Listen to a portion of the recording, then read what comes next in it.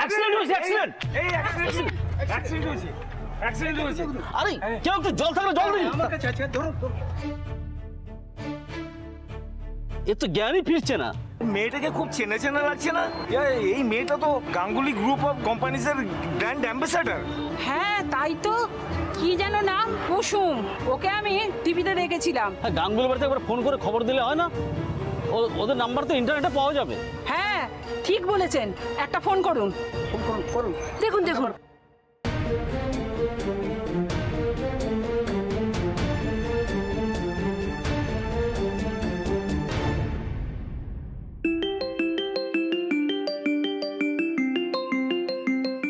Unknown number থেকে phone.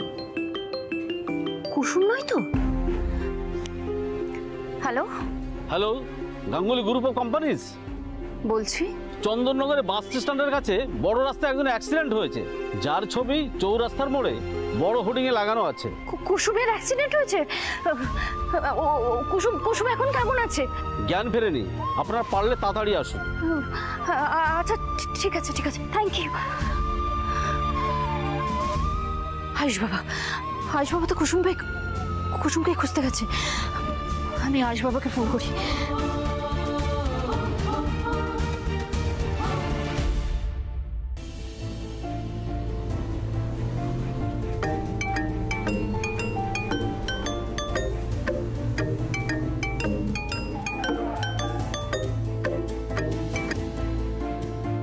আরিবালি aunty বলো।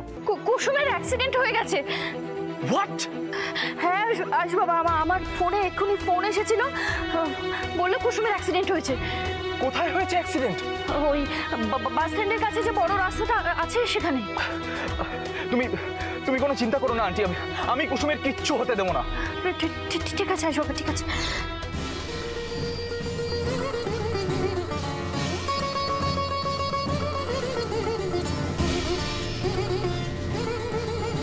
কার সাথে কথা বলছিলে তুমি?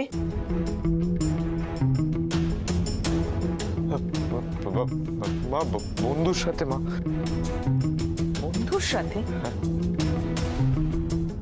ঈশান, শুধুমাত্র নিজের স্বার্থ সিদ্ধির জন্য তুমি একটা মেয়ের দিকে আঙুল তুললে, তাকে অসম্মান করলে? আমি ভাবতে পারি না। আমার ভুল হয়ে গেছে মা, আমাকে ক্ষমা করে দাও। আমার ভুল হয়ে গেছে, আমাকে ক্ষমা করে দাও।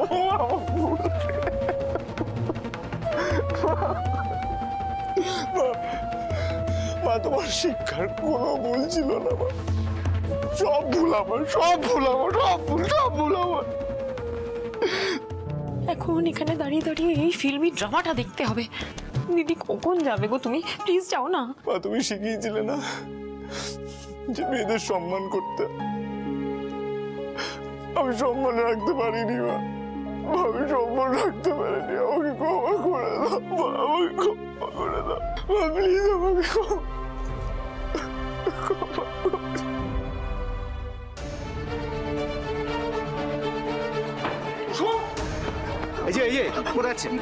ওখানে অ্যাক্সিডেন্ট হয়েছে, সেটা পুলিশ কেস। একটা মেয়ে অ্যাক্সিডেন্ট হয়ে রাস্তায় পড়ে রয়েছে আর আপনি আমাকে বাধা দিচ্ছেন। সরুন। বাবা, কোথা থেকে উড়ে এসে জুড়ে বসেছেন? আমার কথাটা প্লিজ শুনুন আপনারা। কি বলতে চান কি? ওখানে যে মেয়েটার অ্যাক্সিডেন্ট হয়েছে তার নাম কুসুম, আর কুসুম আমাদের পরিবারেরই একজন। দেখে তো মনে হচ্ছিল সুসাইড করতে যাচ্ছিল মেয়েটা। আমাকে প্লিজ ওখানে যেতে দিন। আরে আরে, আপনারা শুনুন, প্লিজ শুনুন, একটু সরে দাঁড়ান। কুসুম, কুসুম কি হয়েছে? কুসুম চোখ খোলো। কুসুম, কুসুম ওঠো। আচ্ছা একটু জল দিন না প্লিজ। কুসুম, কুসুম চোখ খোলো, ওঠো ওঠো। কুসুম দেখো, আমি আমি আমি আমি আমি চলে এসেছি। তোমার ছোট সাহেব চলে এসেছে। কুসুম, কুসুম প্লিজ চোখ খোলো, ওঠো ওঠো। কুসুম,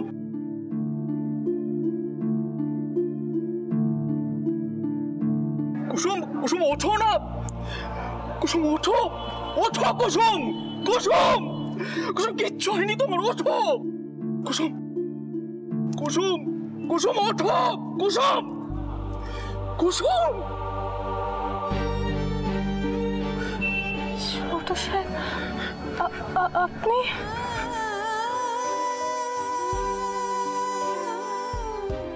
কুসুম, কুসুম তুমি ঠিক আছো তো? আমি কোথায়?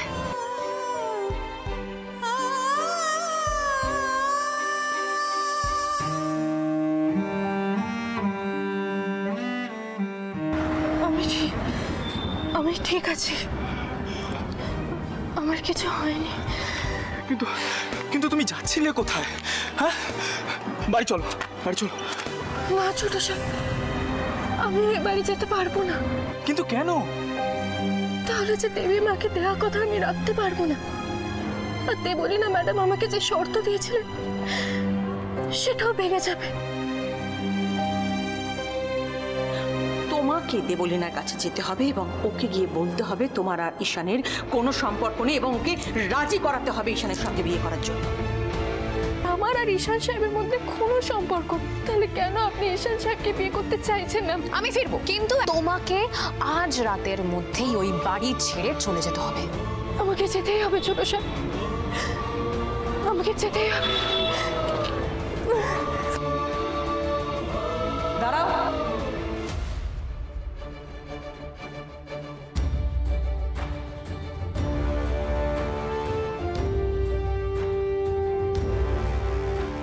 দেবী মা, আপনি চলো আমার সঙ্গে।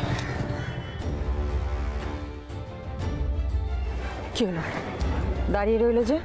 ক্ষমা করবেন দেবী মা, আমি আপনার এই আদেশ পালন করতে পারবো না।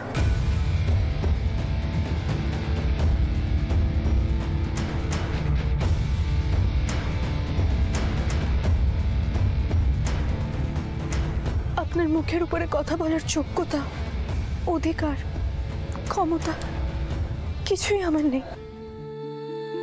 কিন্তু আমি বাড়ি ফিরলে যে... আমি সব জানি কুসুম, তুমি কেন বাড়ি যেতে চাইছো না সবটা জানি আমি। কিন্তু একটা কথা জানো তো, গাঙ্গুলি বাড়িতে ঢুকতে গেলে যেরকম আমার পারমিশনের প্রয়োজন হয়, তেমন গাঙ্গুলি বাড়ি থেকে বেরোতে গেলেও আমার পারমিশন ছাড়া বেরোনো যায় না। কিন্তু দেবী মা, আমি বাড়ি থেকে... দেবলীনার সঙ্গে আমি নিজে কথা বলবো। তোমার বাবাকে আমি কথা দিয়েছিলাম, আমি নিজে তোমার জন্য ছেলে পছন্দ করব, করে নিজে দাঁড়িয়ে থেকে তোমার বিয়ে দেব। তুমি কি চাও তোমার দেবীমার কথা খেলাপ হোক? না। তাহলে চলো, এখান থেকে সোজা আগে হসপিটালে যাব, তারপর সেখান থেকে বাড়ি। কিন্তু দেবী... কোনো কিন্তু নয়, বাড়ি চলো।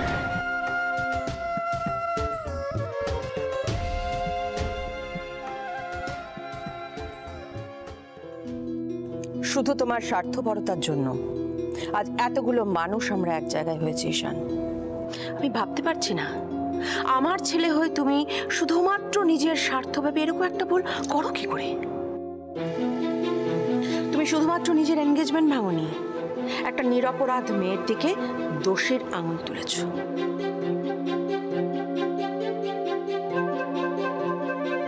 আই এম সরি মা। ঈশান, আমাকে সরি বলে আমার কাছে মাথা ঝুঁকিয়ে কোনো লাভ নেই। সরি তুমি তাদেরকে বলো, মাথা তাদের সামনে গিয়ে ঝোঁকাও যারা তোমার কথা সব থেকে বেশি কষ্ট পেয়েছে।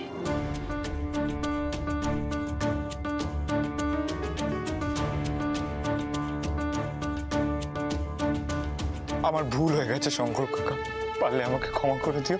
না না ঈশান বাবা, তুমি এইভাবে আমাদের সামনে হাত জোর করো না। না না কাকা, মা আমাকে শিখিয়েছে যে গুরুজনদের সামনে মাথা নত করতে হয়, আর আমি তো ভুল করেছি। সবচেয়ে বেশি আঘাত দিয়েছি আমি তোমাকে কুসুম।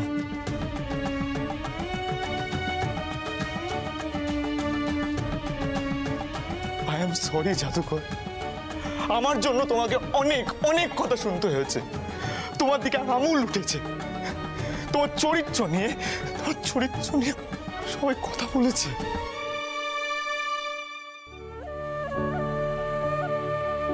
পারলে আমাকে ক্ষমা করে দিও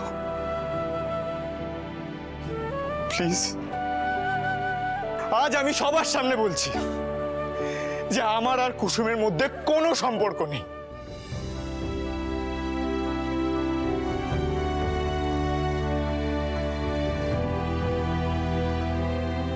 আমার নিজের সুবিধার জন্য আমি এই মিথ্যে কথা বলেছিলাম। আমি তখন কিরকম একটা কনফিউজ হয়ে গেছিলাম। আমি নিজের পায়ে দাঁড়াইনি, বিজনেসে আমার অত ইনভলভমেন্ট নেই, তার মধ্যে মধ্যে বিয়ের মতো অত পুরো একটা রেসপন্সিবিলিটি আমি সামলাবো কি করে? আমি বুঝতে পারিনি, আমি তাই বোকার মতন ভুল করে ফেলেছি। কুসুমের মতো মেয়েকে আমি অসম্মান করেছি। মা আমাকে সব সময় শিখিয়েছে যে মেয়েদের সম্মানটা সবচেয়ে দামি। আর সেই দিন সেই শিক্ষার আমি মান রাখতে পারিনি।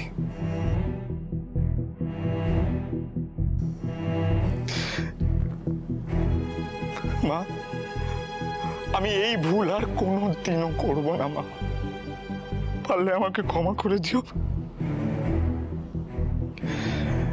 দেবলীনা,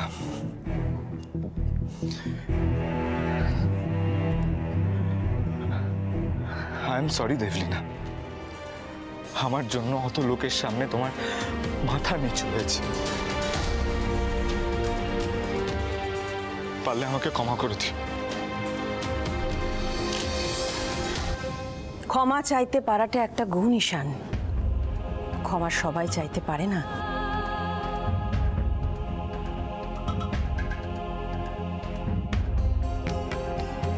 গুরুদেবের বিধান অনুযায়ী শুভ লগ্ন তো পার হয়ে গিয়েছে, কিন্তু যে সময়সীমাটা উনি দিয়েছিলেন তার মধ্যে শুধুমাত্র কালকের দিনটা বেঁচে আছে। কালকের পর থেকে আগামী 6 মাস এমন কোনো শুভ সময় নেই যেখানে এনগেজমেন্ট হতে পারে। কাজেই কালকেই এনগেজমেন্ট।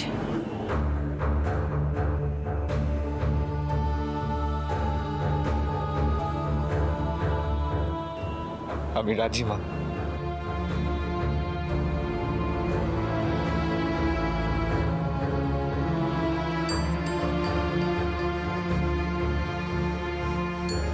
আমি জানি দেবলীনা, তুমি কেন কুসুমকে শর্ত দিয়েছ।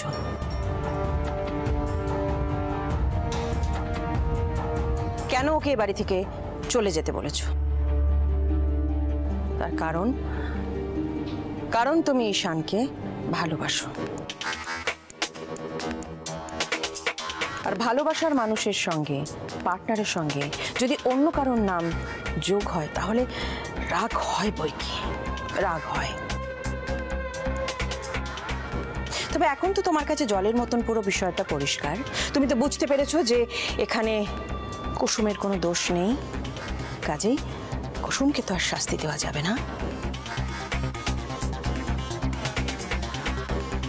তাহলে এবার তোমাকে শর্ত যে তুলে নিতে হবে কুসুমের ওপর থেকে।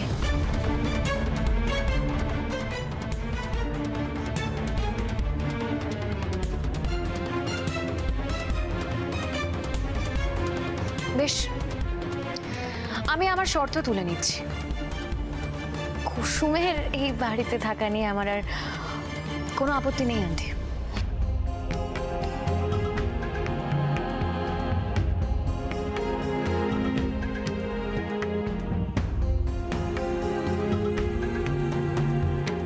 কালকে এনগেজমেন্ট, সবাই ব্যবস্থাপনা শুরু করো। আজ বাড়িতে থেকে যাওয়াটা তোমার সবচেয়ে বড় ভুল হলো কুসুম। এর পরিণাম যে কতটা ভয়াবহ হতে পারে তুমি কল্পনাও করতে পারছো না।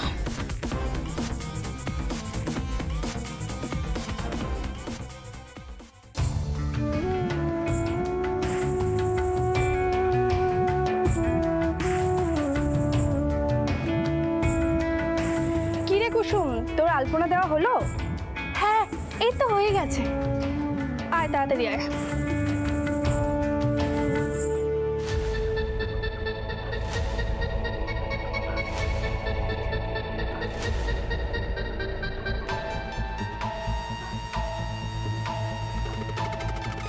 যাক, এতদিনে কুসুম নিজের জায়গাটা বুঝেছে।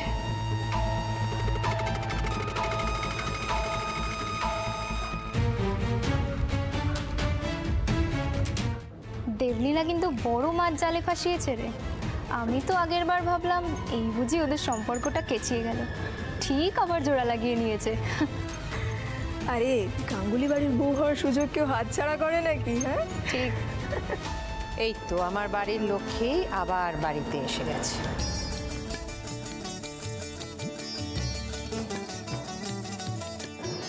সব বাধা পার করে আমার বাড়ির বউ হওয়ার জন্য আবার তুমি আমার বাড়িতে। তোমার কথা আমি কোনো দিন ফেলতে পারবো না আন্টি।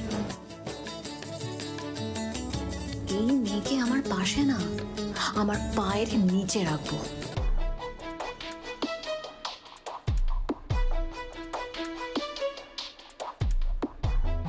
দেবলীনা ম্যাডাম মনে হয় বুঝতে পারিনি ওনার ব্যাগটা পড়ে গেছে।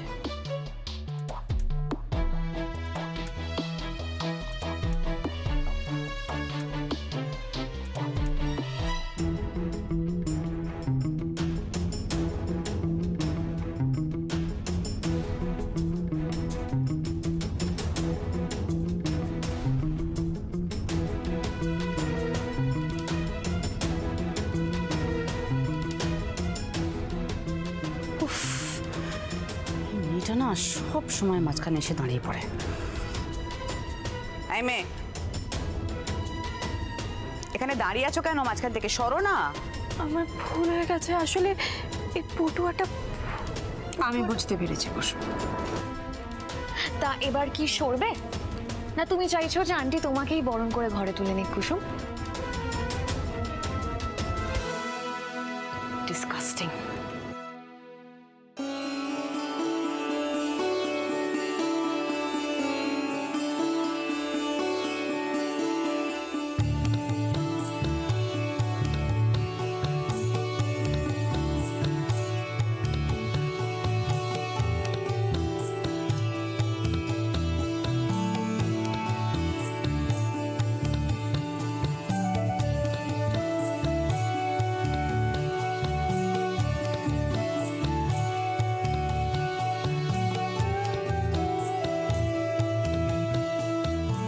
এসো দেবলী।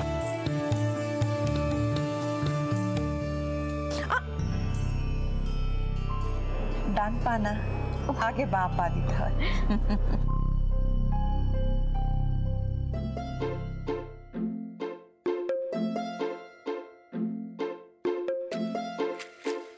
এই রে, এইসবের মাঝে তো রান্না যে চাপিয়ে এসেছিলাম সেটাই ভুলে গেছি।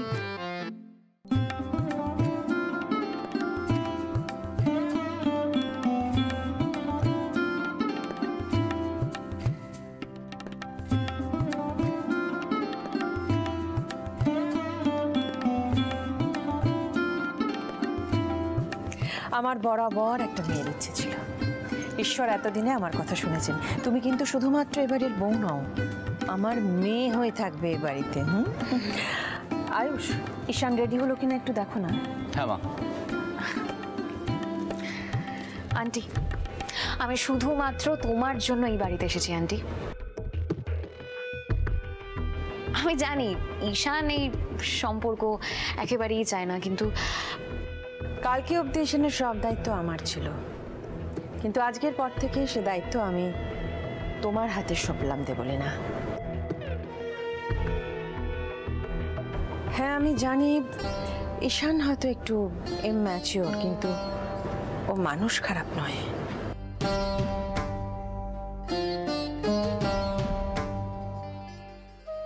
তুমি দেখো আন্টি, আমি সব ঠিক করে দেবো। আর আমার বিশ্বাস এই সমাজও মানতে বাধ্য হবে যে আমি তোমারই প্রতিচ্ছবি।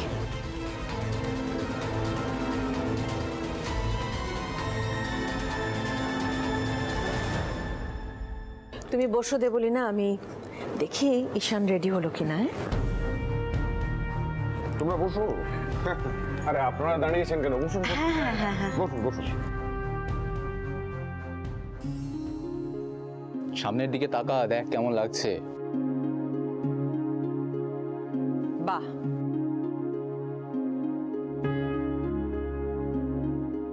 কি সুন্দর দেখাচ্ছে তোমায় ঈশান। আজ যেন কারোর নজর না লাগে তোমার উপর, এমনকি তোমার নিজের নজরও আমি লাগতে দেবো না। দাও দেখি, আঙুলটা দাও।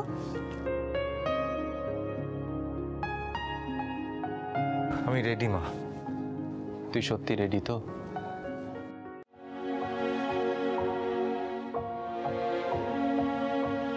ঈশান, এখানে আমি আর মা ছাড়া আর কেউ নেই, তুই ফ্রিলি বলতে পারিস। আর কি বলবো বলতো ভাইদা, আমার জন্য সবাইকে কত কত অপমান সহ্য করতে হয়েছে।